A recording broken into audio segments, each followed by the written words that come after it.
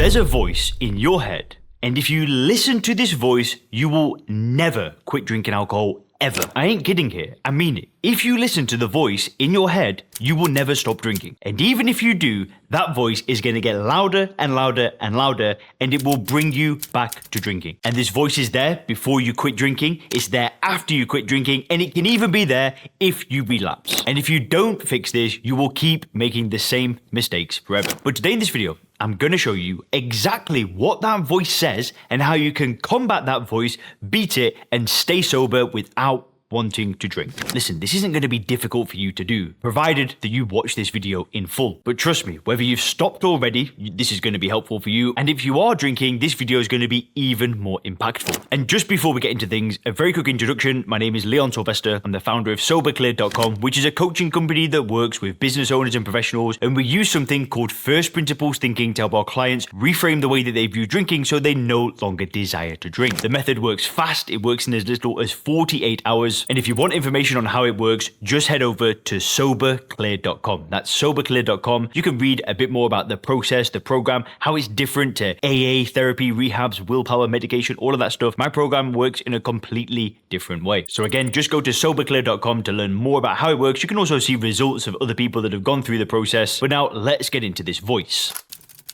So the way that this voice works is it keeps you stuck in a cycle of this pre-quitting phase, then it goes into this after-quitting phase, then it goes into the relapse. So let's break down the pre-quitting phase first. So when we're in that pre-quitting phase, we know that alcohol is doing damage, right? We want to change. There's a part of us that has some motivation to wanting to fix our life. And that's when the voice just pops up out of nowhere. And this is where we start to feel this sense of fear. And the voice will say, you know what? We're not ready just yet. We've got that wedding coming up. We've got that holiday coming up. Or we've got this really stressful period of work right now. We can't stop yet. Or the voice might pop up and just start being afraid of the withdrawal. Oh, you can't go through the withdrawal. It could kill you. Oh, you're going to be in bed for 3 days. You're going to be miserable to be around. Your kids, your wife, they're not going to want to be around you. You're going to upset them even more if you stop drinking. Or then the voice might pop up and just say that life's not going to be as good without drinking. What's the point of giving it up? You're going to be bored. How are you going to relax? How are you going to be fun? And I'm sure you can relate to some of these voices, these words, these things that you kind of start saying to yourself, because I've said all these things to myself as well. You can do this later, Leon. You don't need to do it now. There's going to be a better time soon. And they're like these little lies that we tell ourselves. But there's part of us that knows it's a lie, but then there's another part of us that wants to believe it. And it's like these two selves are at war with each other. But let's say you stop. Let's just say, you know what? You ignore those voices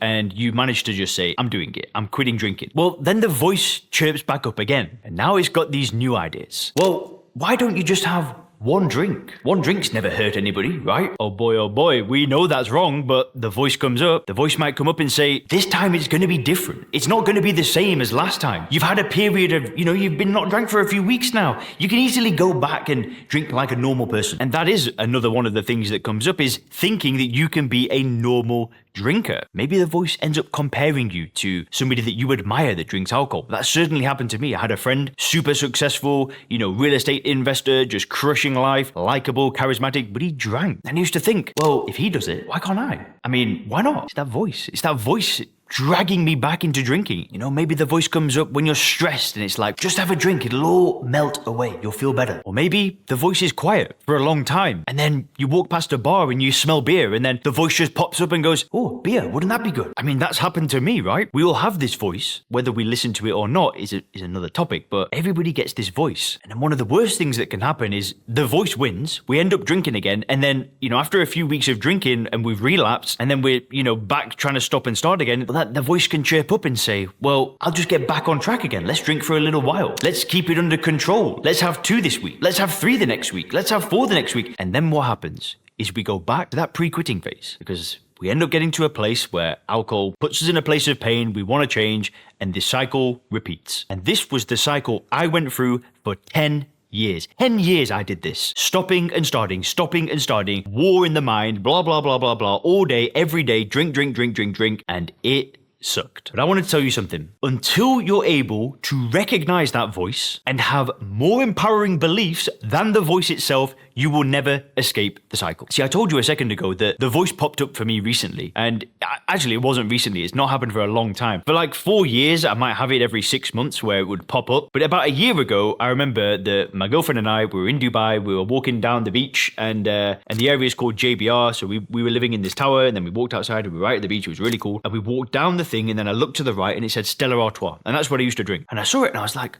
and this is after not drinking for 5 years, and after making hundreds of videos about not drinking and you know, helping hundreds of people stop drinking, I saw the sign and I went, oh, beer. And then I clicked out of it. But the difference is that when I thought, oh, beer, there was a moment where it seemed like a good idea, but then immediately my stronger beliefs that I hold just flooded it out. And within a second, I walked away like it was nothing. And what am I talking about, these other beliefs? Well, in my eyes, to drink alcohol would be almost committing suicide. It would destroy everything that I've built. Maybe it wouldn't happen straight away, but time and time again, when I've drank alcohol, I have destroyed my life. So I knew that if I was to, you know, even flirt with this idea, I'm making a decision that's just going to ruin everything. And it would have all been my own fault. And I know that might not have been the nicest use of language, but effectively, it's a very similar thing. It's suicide. You're literally putting a poison in your body. And you are the person that is picking up the drink every time you do it. You're just damaging yourself, and damaging yourself. You know, when I got that thought, that's what I think, why would I want to drink that? I mean, it sucks. And this is what I do in my program. I help people shift their beliefs to see alcohol as a highly addictive, dangerous drug